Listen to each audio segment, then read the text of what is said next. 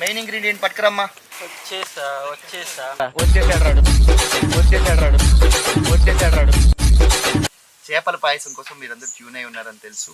So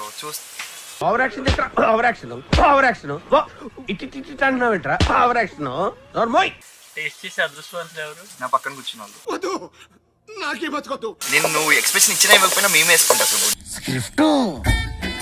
ఇంతకు ముందు నా ఛానల్ ఎవరు చూసుండకపోతే చూడండి, గులాబ్ జామ్ కర్రీ చేసిన. అసలు మీకు ఈ ఆలోచన ఎలా వచ్చింది? నాకు ఈ ఆలోచన ఎందుకు వచ్చిందని అడిగే బదులు మీకెందుకు రాలేదని సిగ్గుపడండి. చేపల పాయసానికి కావాల్సిన పదార్థాలు. కూర్చో. పదార్థాలు తీసుకురావాల్సిన నేనే.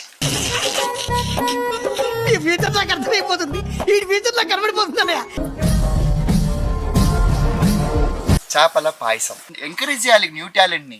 తొక్కేశారమ్మా లోకల్ పాలిటిక్స్. ఫస్ట్ నెయ్యి వేసుకోవాలి దీంట్లో. చేపలో నెయ్యి. నా వంటకి దేవుడు పైనే భారం వేసాం. రేపు పొద్దున నీకు బెండకాయ ఐస్ క్రీమ్ చేసి పెడదాం అనుకుంటున్నా. దానికి ఏమవుతుందో నాకు అర్థం. నన్ను చొప్పాలా చూస్తున్నారా? అంబులెన్స్ కు ఫోన్ చేయరా. ఈ నెయ్యిలో ఫ్రై చేసుకోవాలి. నేను పోతాను నాకు ఇది వద్దు. చెట్టి ఒకసారి వద్దు. ఎందుకు నన్ను వేసే పొయ్యిలో? మా మమ్మీకి ఏదో రోజు ఇది కీర్ అని చెప్పి తీసుకెళ్లి పెట్టేస్తా. మొహం పగిలిపోద్ది. చేపలు అనేది ద్రవ పదార్థంలోనే ఈత్తాయి. పాలు నీళ్ళు అనుకున్న ఈత్తున్నాయి. ఏమిటండి మీరు మాట్లాడేది? వెళ్తున్నాయా ఈత్తున్నాయా? కొత్తిమీర కేకులో వేస్తున్నారు, గోంగూర కేకులో వేస్తున్నారు. జీరా యాక్చువల్ గా దీంట్లో బేసిక్ గా కొత్తిమీర వేయొచ్చు. ఏం మాట్లాడుతున్నావురా? టేస్ట్ చూపించట్లే. బాబోయ్ నాకు వద్దు బాబోయ్. వాసన అమ్మాయి అయ్యి బాబోయ్ ఆపే బాబోయ్. నేను చూస్తా అన్నా.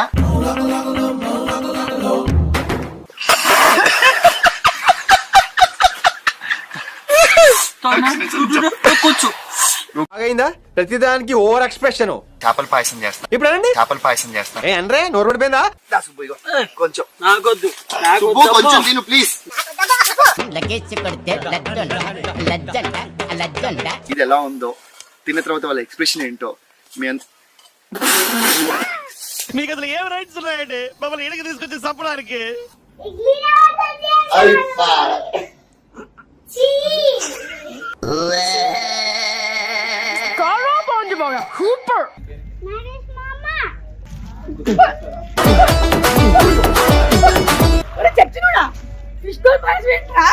ఇలాంటి చాలా ఉన్నాయి ఇంకా దాచాం కుప్పలుగా.